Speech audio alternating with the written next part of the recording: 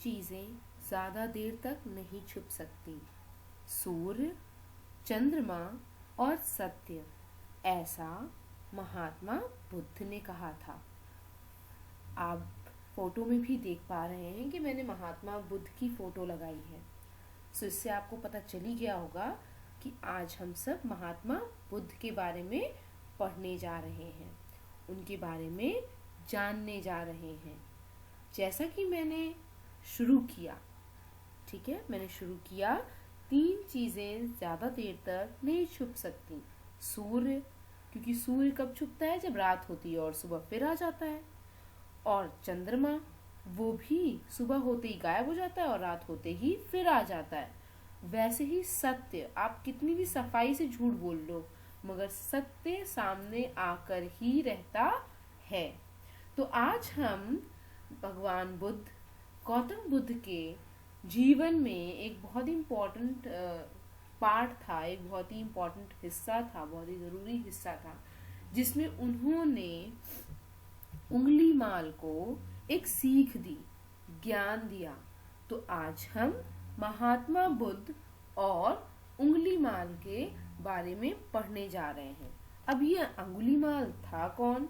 अंगुलीमाल एक डाकू था जो कि लोगों को मार करके, उनकी उंगलियां काट करके, उसकी माला बना करके पहना हुआ था। तो आज हम प्रस्तुत पाठ के द्वारा महात्मा बुद्ध और अंगुलीमाल के बारे में जानेंगे।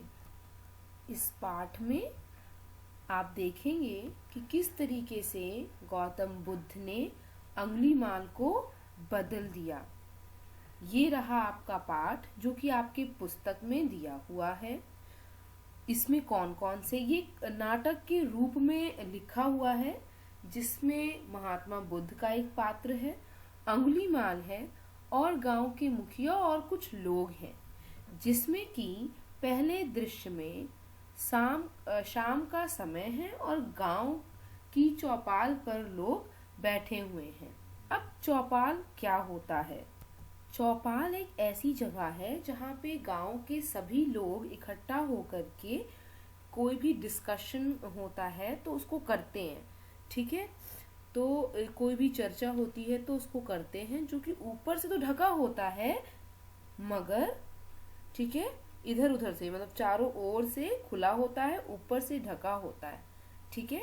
तो वहां पर सब लोग बैठे हुए हैं और वहां पर एक व्यक्ति जो है वो मुखिया जी से अपने समस्या को रखता है कि जो डाकू अंगुलीमाल है उसके कारण गांव में सभी लोगों का जीना दुश्वार हो गया है, मुश्किल हो गया है, क्योंकि सब उसके डर के मारे जंगल में नहीं जा रहे हैं। और दूसरा व्यक्ति भी उसका साथ देता है और बताता है कि अंगुलीमाल इतना क्रूर है कि उस जंगल से जो भी गुजरता है, जो भी यात्री जाता है, वो उसको मार डालता है और उसकी उंगलियों की माला बना करके पहना हुआ है। समस्या ये है कि इसमें बहुत सारे लोगों की रोजी रोटी, यानी कि जिससे वो पैसा कमाते हैं, वो नहीं कर पा रहे हैं, क्योंकि ना वो जंगल में जा रहे हैं, ना वो सूखी लकड़ियां काट पा रहे हैं। कुछ लोग तो लकड़ियां बेच करके, लकड़ियां का कुछ बना करके उससे अपना गुजारा करते थे। तो अंगुलीमाल के डर से वो जंगल में जा ही नहीं पा रहे हैं। चौपाल पे यही सभी लोग अपनी समस्या को लेकर के मुखिया के पास पहुंचे थे और मुखिया से ये सारी बातें कर रहे थे। उसी वक्त महात्मा बुद्ध वहां पर आते हैं और सब उनको खड़े होकर के प्रणाम करते हैं और वो सबको अपना आशीर्वाद देते हैं। अब मुखिया ये सारी बातें सुन रहा था और उसके बाद मुखिया ने यही समस्या महात्मा बुद्ध के सामने रख दी कि पहले तो उनसे पूछा कि प्रभु, आप हमारे यहाँ आए हैं, उसका बहुत बहुत धन्यवाद। अगर आप बता सकें कि कोई विशेष शिकार के लिए आए हैं तो हम उसका इंतजाम करें। तो महात्मा बुद्ध ने कहा, नहीं, मैं तो बस यहाँ से गुजर रहा था, तो मैं यहाँ पर रात्रि विश्राम के लिए आया हूँ। रात्रि विश्राम का मतलब रात में आराम करने के लिए आया हूँ, मगर आप लोग तो बहुत ही डरे हुए और बहुत ही दुखी दिखाई दे रहे हैं। इतना कहने पर मुखिया ने अंगुलीमाल के बारे में महात्मा बुद्ध को बता दिया कि प्रभु, जंगल में एक डाकू है, उसका नाम अंगुलीमाल है और उसने बहुत ही ज्यादा उत्पात मचा रखी है। उत्पात यानी बहुत ज्यादा उपद्रव, हलचल, ठीक है, मचा रखा है। गांव के लोग सभी बहुत दुखी हैं और सब आपसे भी प्रार्थना है कि आप भी जंगल से होकर यात्रा ना करें। मुखिया ने भी महात्मा बुद्ध को बोला कि आप भी जंगल से होकर के मत जाइएगा। महात्मा बुद्ध ने कहा, आप लोग चिंता न कीजिए, अंगुलीमाल हमारा कुछ न बिगाड़ेगा, हम उससे अवश्य भेंट करेंगे। और महात्मा बुद्ध वहां से सभी लोगों को सांत्वना देते हुए जंगल की ओर निकल गए। बल्कि मुखिया ने उनको बोला था कि वो वहां ना जाएं, पर महात्मा बुद्ध ने कहा कि वो उनका कुछ भी नहीं बिगाड़ पाएगा, और ऐसा कहकर के वो जंगल की ओर चले गए। और जब वो जंगल में जा ही रहे थे तो सामने से अंगुलीमाल आता है और अंगुलीमाल उनको बोलता है, रुक जाओ, तुम जंगल में ऐसे निडर हो करके यानी कि बिना डरे कैसे घूम सकते हो। महात्मा बुद्ध ने कहा कि मैं तुम्हारा ही इंतजार कर रहा था अंगुलीमाल। अब अंगुलीमाल तो बहुत ज्यादा डर गया कि ऐसा कौन इंसान है कि जिसको उससे डर नहीं लगता। तो महात्मा बुद्ध ने कहा कि भाई मुझे क्यों डर लगे, मैं तो तुम्हारे इलाके में आया हूँ। अगर कोई किसी के घर जाता है तो वो उसका क्या होता है, अतिथि यानी मेहमान, और हम मेहमान का बहुत ही आदर सत्कार करते हैं। तो महात्मा बुद्ध ने कहा कि मैं तो तुम्हारा मेहमान हूँ, तो क्या तुम मेरे लिए एक काम नहीं करोगे। अंगुलीमाल पहले तो बहुत ही चौंक गया, पहले बहुत ही दुविधा में पड़ गया, असमंजस में हो गया कि अच्छा तुम इतनी ज्यादा बातें मत करो, बोलो कि क्या काम है। पहले तो वो सोचा कि ऐसा निडर आदमी कैसे आया जंगल में। फिर महात्मा बुद्ध ने कहा, अच्छा जाओ और उस पेड़ से 4 पत्ते मेरे लिए तोड़ कर लाओ। और अंगुलीमाल ने ठीक वैसा ही किया और ला करके महात्मा बुद्ध को दे दिया।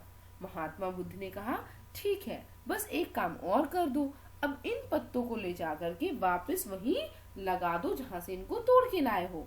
अब अंगुलीमाल तो बहुत ही हैरान हो गया, हम सब भी हैरान हो जाते कि अगर हमने वहां से पत्ते तोड़ लिए हैं तो तोड़ने के बाद हम पत्ते वहां फिर से कैसे लगा सकते हैं, क्या टूटा हुआ पत्ता वापस से लग पाता है। ऐसा अंगुलीमाल ने महात्मा बुद्ध से बोला कि अब टूटा हुआ पत्ता मैं वहां पे वापस कैसे लगा के आऊं। तो महात्मा बुद्ध ने बड़े ही प्रेम से उसको समझाया कि तुमने देखा कि जैसे कि टूटी हुई चीज दोबारा नहीं बन सकती, वैसे ही तुम जो सारे लोगों के सर काट देते हो, क्या तुम दोबारा जोड़ सकते हो? नहीं। तो तुम उनकी हत्या क्यों करते हो, क्यों मारते हो? जब तुम जीवन दे नहीं सकते तो तुम जीवन ले कैसे सकते हो? अंगुलीमाल को उसी समय इस बात का एहसास हो जाता है और वह महात्मा बुद्ध के चरणों में गिर करके क्षमा मांगता है और अपने पापों के लिए रो रो करके क्षमा मांगता है और बोलता है कि आपने तो मेरी आंखें खोल दी, मैं भटक गया था, मुझे सही राह दिखाइए। महात्मा बुद्ध उसे उठाते हैं और उसको रास्ता बताते हैं कि मार काट का रास्ता छोड़ करके, हिंसा का रास्ता छोड़ करके प्रेम का रास्ता अपनाओ। तुम दूसरों की मदद करो, सेवा करो, और उसी में सच्चा सुख है और तुम्हारा कल्याण भी। कल्याण का मतलब तुम्हारी भलाई भी। अंगुलीमाल बोलता है कि आज से मैं वैसा ही करूंगा जैसा कि आप चाहते हैं। उसने अपनी तलवार, अंगुलियों में पड़ी माला सब उतार करके वहीं फेंक दी। तो बच्चों, अगर हम प्रेम से सभी के साथ रहते हैं तो हमें भी लोग पसंद करेंगे और हमें दूसरों की मदद करने में ही सच्चा सुख प्राप्त होता है। जब हम किसी की मदद करते हैं तो हमें बहुत अच्छा लगता है और हमें हमेशा सबकी मदद करती रहनी चाहिए। आशा करती हूँ आप सभी एक दूसरे की मदद हमेशा करते रहेंगे और सभी के साथ प्रेम भाव से रहेंगे। धन्यवाद।